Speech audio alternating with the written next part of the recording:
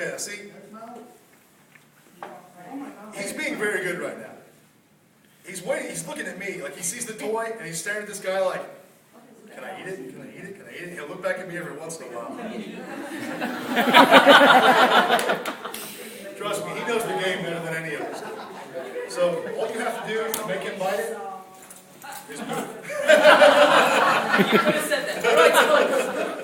That's fine, let it go. You see how strong he is. No, don't. Seat. On. Seat. Live. Go ahead, go ahead. See what I mean? Like, duck a little bit. It's like, don't bother me at work, man. Come on, seriously. But, you can kind of get a sense of how strong he is. But I let him have it. He only weighs about 70 pounds, right? But 70 pounds, and dogs are made to pull. They're much stronger in pulling than pushing. That's why they hook them up to sleds and stuff like that. They can pull like you wouldn't believe. But 70 pounds moving at 35 miles an hour will take down just about anything. It has this miraculous ability. Looks like shade. Looks like rocking. In mid-stride. So if the magnet is running away, usually they'll catch it with both feet off the ground. They just have this ability. So they, he took down in school. He took down a guy with 28 pounds. Just took him straight down to the ground. So, and his dog, it's like his dog going like yeah, it looks like Malinois, like German Shepherds, they run up and they'll bite somebody. Malinois is like the Malinois, they fly. They'll get about 10 feet back.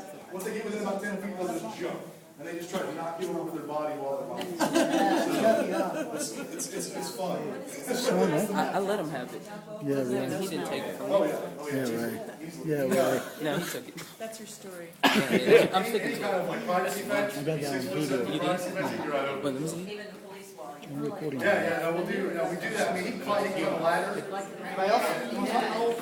You can do all kinds of things. Yes, ma'am. Yeah, it's in the car. We do. I'm just going to do a couple hides and arms. Yeah, those kids said like the big guy go. You're like, me? I'm like, no, me. Do one in the kitchen, do one in the kitchen.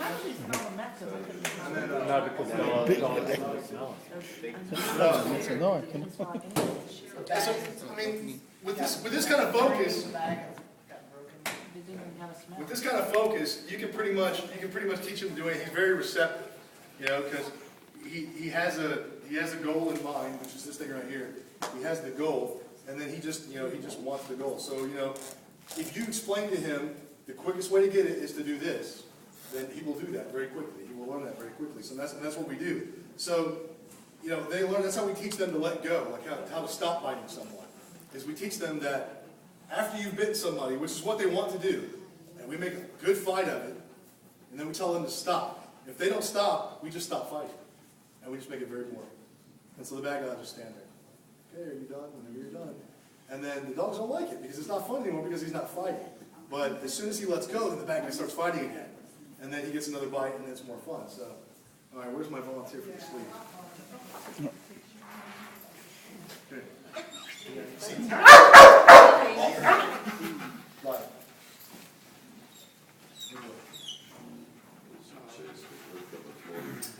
Ooh, it's got a handle. Yeah, now you can see. He knows. Quiet.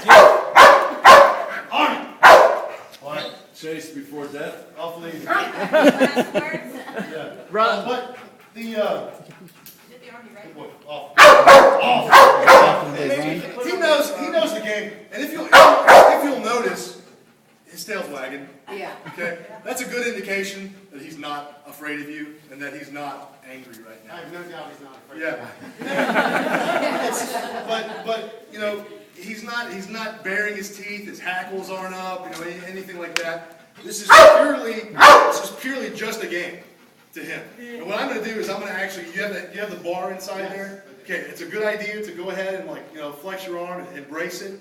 Don't worry about where he's going to get you because he's going to get that sleeve. He knows the game, and I wouldn't let you take a bite from him if you did. You can feel that's really pretty heavy, pretty gnarly stuff right there. All you're going to be able to feel when he bites you is a bit of the jaw pressure. And the jaw pressure, even so, is really displaced over a big area, so you won't even get anywhere near what the pain is or what the feeling is like. You'll just get a sensation of but how strong he can pull and how he can hold on. And all I'm going to do is whenever you're ready, you can fight with him as much as you want. Just don't do anything where you're gonna torque his neck. If you want to just like step back and make circles or something, just don't like do a lot of this because you don't want to. If you twist their neck too much or you jam it down his throat, then you can make the dog basically not want to bite anymore. So we want to avoid that. Yeah, we don't want any chiropractor, or anything, chiropractor bill or anything. But I'm just going to do what's called a walk-up bite, and that's going to be, if I send him, he'll try to knock you down. So we don't really want that. So I'm just going to walk him up to you and tell him to bite you. He'll bite. It's like he'll bite based just on the command, like just on me telling him to bite. So the guy could be standing there and doing nothing, and I can tell him to bite him. He'll bite him anyway. So he really wants to, as you can tell anyway. So I would, lower yourself in your stance a little bit, spread your legs a little bit, feel a little comfortable, because he will hit you pretty hard. So watch it.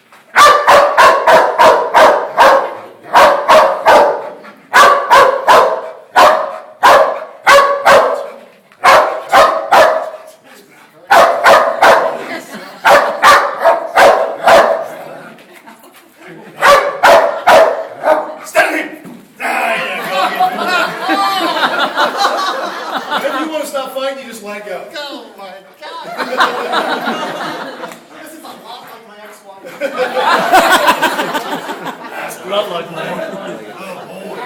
See, I got him before the bite. Whenever you're ready, you just let go. Good. Yeah, just let go of the whole thing, yeah. There you go. So right now, I mean, he thinks he ripped his arm off. Chase, I filmed it. Oh, cool. It's on Facebook. Yeah, I film it. Throwing loose. His tooth is stuck. Loose. There you go. Oh, there you go. Oh, my tooth is stuck, man. I'll let you guys see that here in a second. But do you want to come back up here? Come on back up. You see. Do it without them. I just want to show you. Then you just, you can come over here. You can come over here and pet him. Leave it. You come over here and just pet him. And it's not like, it's not even a matter of I just bit this guy and I hate him. He really doesn't care. He has such a large head. Yes. Yeah, he really does. And foaming and Oh yeah, it's intimidating. See, well, when I got him, he looked like the dog from The Mask. He was only like 50 pounds when I got him, so he was just all head. His head was the same size. Yeah, sure. Go ahead. Bye. Good boy. Let me see. Why Dutch? Because he was raised in Holland. He was trained there. So Is that where the breed is from? that's one of the pockets where the breed is really prized and really trained. The Dutch have their own system of dog training called KNPV, and it's a big long Dutch phrase that I could never pronounce. But it's just a certain way of training the dog, a certain style of training. There's that. There's Citzens.